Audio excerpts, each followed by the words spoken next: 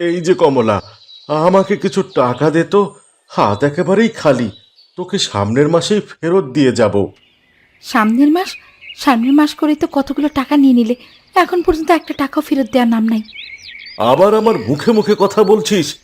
যা, যা এক্ষুনি তোর বাপের কাছে যা। গিয়ে আমার জন্য টাকা নিয়ে আসবি। তোর বাপকে গিয়ে বলবি আমার টাকা প্রয়োজন। তুমি আমার উপর দয়া করো, টাকার জন্য আমাকে আর চাপ দিও না। আমার বাবা একজন বৃদ্ধ মানুষ, সে তোমাকে কোথা থেকে টাকা দেবে? এর আগেও তোমাকে আমি হাজার হাজার টাকা এনে দিয়েছি, আর তুমি তোমার বন্ধু বান্ধবদের নিয়ে মদ খেয়ে শেষ করেছো। আমাদের ছোট্ট মেয়েটার দিকে তাকিয়ে হলেও তুমি এইসব ব্যাপার করা বন্ধ করো। তোর মুখে আমি আর একটা কথাও শুনতে চাই না। আগামীকালের মধ্যেই তোর বাবার কাছ থেকে 10,000 টাকা এনে দিবি, না হলে তোকে আর তোর মেয়েকে দুজনকে বাড়ি থেকে বের করে দেব। যতীন চলে যাবার পর কমলার জীবনটা অসহ্য বোধ হলো। তার মনে হতে লাগলো এ জীবনে বেঁচে থেকে আর কোনো লাভ নেই। স্বামীর হাতে নির্যাতিত হওয়া ছাড়া তার ভাগ্যে আর কিছুই লেখা ছিল না। আর তাই কমলা তার ছোট্ট মেয়ে পদ্মকে রেখেই কুয়োয় ঝাঁপ দিয়ে মারা গেল। ঈশ্বর, তুমি আমার একই ক্ষতি করলে। ঈশ্বর, তুমি কেন আমার স্ত্রীকে আমার কাছ থেকে নিয়ে গেলে? এখন আমি আমার এই ছোট্ট মেয়েটিকে নিয়ে কোথায় যাব? ঈশ্বর। যতীন যখন তার বউকে নিয়ে কান্নাকাটি করছিল, ঠিক তখনই সেখানে পুলিশ অফিসার এসে হাজির হলো। যতীন, শোন, তোকে একটা কথা বলি। তোর বউ কিন্তু অপঘাতে মারা গেছে, তাই তার ওই লাশের ময়না তদন্ত করতেই হবে। না স্যার, কেন এই মরা মানুষটিকে নিয়ে টানাহাচড়া করছেন? সে তো আপনাদের কোনো ক্ষতি করেনি। সে পৃথিবী ছেড়ে চলে গেছে। চোরের মায়ের বড় গলা, তুই তোর বউকে বেঁচে থাকতে কতটা শাস্তি দিয়েছিস তা আমরা জানি না? হতচ্ছাড়া বদমাইশ লোক কোথাকার, তোকে জেলে ভরে এমন পেটাবো বাপের নাম ভুলে যাবে, শালা বদমাইশ। আর একটাও কথা না বলে চুপ করে তোর বউয়ের লাশের ময়না তদন্তের ব্যবস্থা কর।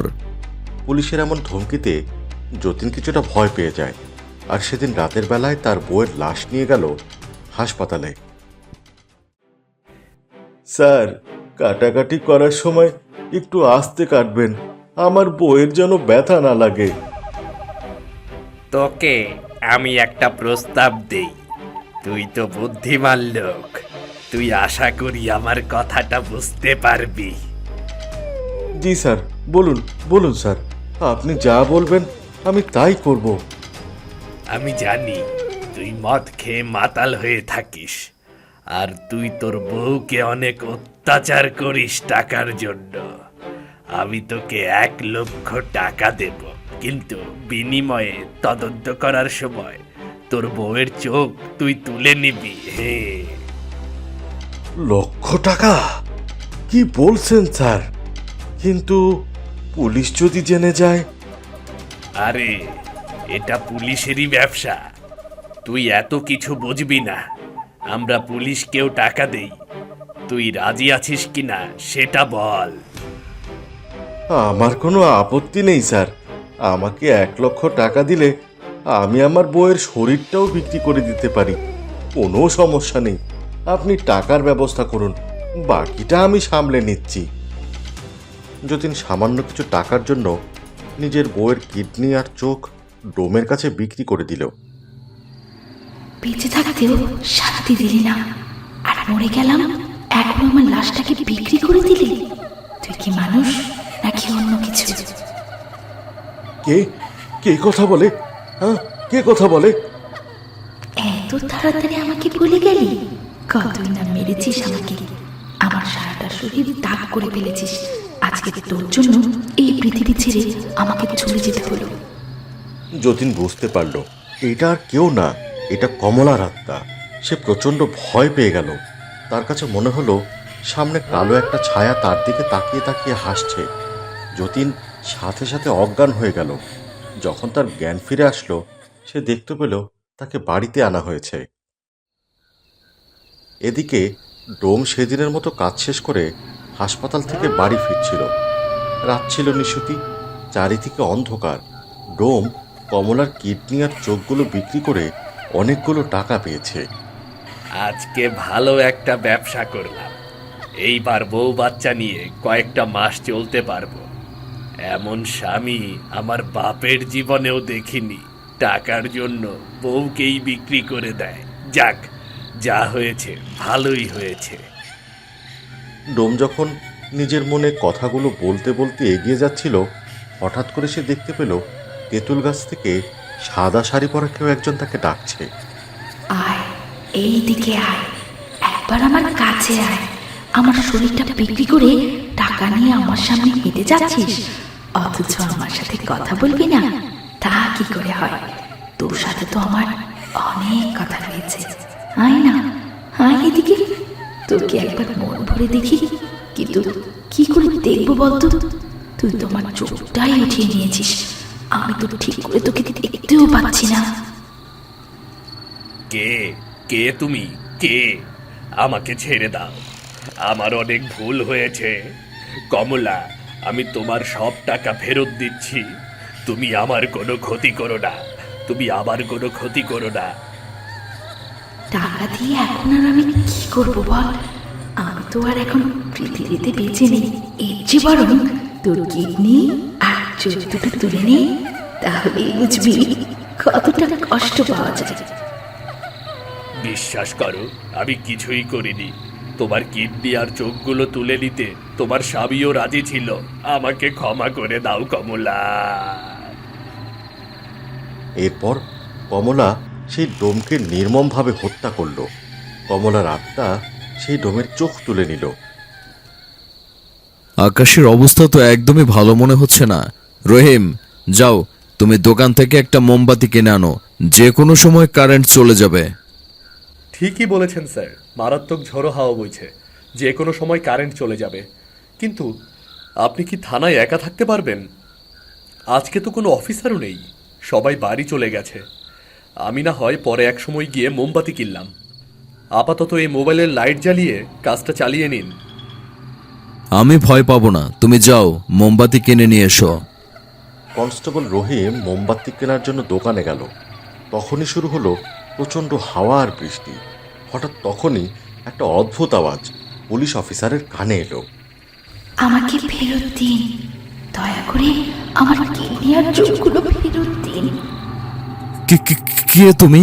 কে কথা বলছো? সামনে এসো, সাহস থাকলে সামনে এসে কথা বলো। তুমি ভেবো না তোমার কথাতেই আমি ভয় পেয়ে গেছি। আরে বাহ, তোর গলায় তো অনেক জোর। তুই তো একদমই ভয় পাস না।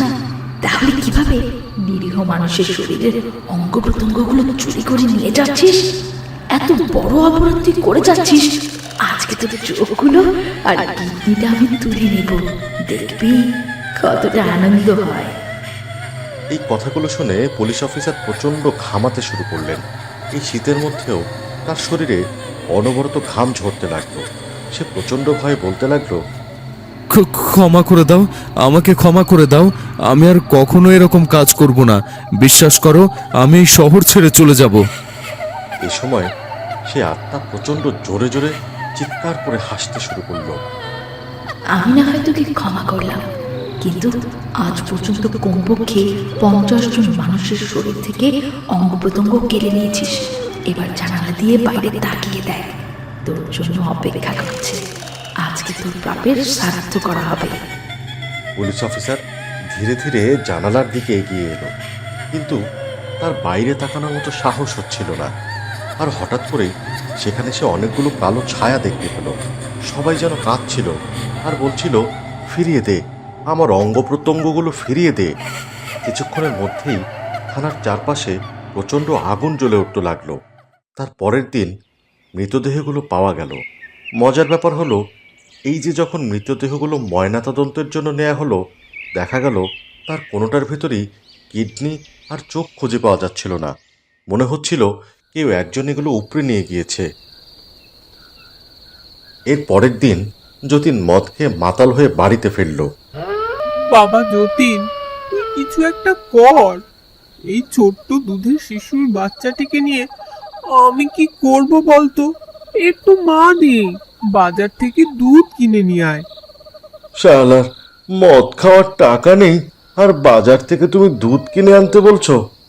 এই মাটা মরার সময় যে কেন বাচ্চাটিকে নিয়ে মরলো না তাই বুঝতে পারছি না। এর দায়িত্ব নাকি আমাকে নিতে হবে। পারবো না, আমি এসবের কোনো কিছুরই দায়িত্ব নিতে পারবো না। এক কাজ করি, আমি কালকে ওটাকে একটা এতিমখানায় রেখে আসি। কমলা মারা যাবার পর আমার হাত খরচটাও বন্ধ হয়ে গেছে। তুই কি মানুষ না অন্য কিছু? বউটা তো তোর জন্যই মরলো, আর এখন কিনা এই বাচ্চাটিকেও তুই সরিয়ে ফেলছিস। তোকে কিচ্ছু করতে হবে না, তুই বরং কিছুক্ষণের জন্য বাসা দেখে রাখ।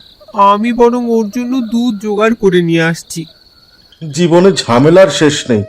আমি বরং এক কাজ করি, এই বাচ্চাটিকে বিক্রি করে দিয়ে কিছু টাকা কামিয়ে নেই। শুধু শুধু এটাকে ঘরে ফেলে রেখে আমার লাভ কি? এর মাটা তো গেছে, এবার বাচ্চাটা বিক্রি করলে নিশ্চয়ই ভালো কিছু পাওয়া যাবে।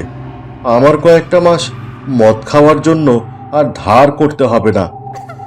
এরপর যতীনের মা গেল বাচ্চার জন্য দুধ জোগাড় করতে। আর ঠিক তখনই হঠাৎ করে টিনের চালে অদ্ভুত শব্দ হতে লাগলো। গাছের পাতাগুলো কাঁপতে লাগলো, আর একটা ভয়ঙ্কর আর্তনাদ ভেসে আসলো। বিক্রি করে ফেলবি? তুই আমার মেয়েকে বিক্রি করে ফেলবি? তোর তো সাহস কম নয়। আজকে তোকে আমি খেয়েই ফেলবো। এরপর সেই আত্মাটি বাচ্চাটিকে তার কাছ থেকে কেড়ে নিল, প্রচন্ড চুমু খেতে লাগলো এবং জড়িয়ে ধরে কাঁদতে লাগলো। ক্ষমা করে দে, আমাকে ক্ষমা করে দে মা। তোকে ছেড়ে আমার চলে যেতে হয়েছে। আজকে আমার জন্য তোর এই অবস্থা, কিন্তু সারা জীবন তোর খেয়াল রাখবো। এর পরের দিন যতীনের মাথা ভাঙা লাশ সেই বাড়ি থেকে উদ্ধার করা হলো, আর বাচ্চাটিকে কেউ কখনোই খুঁজে পেল না।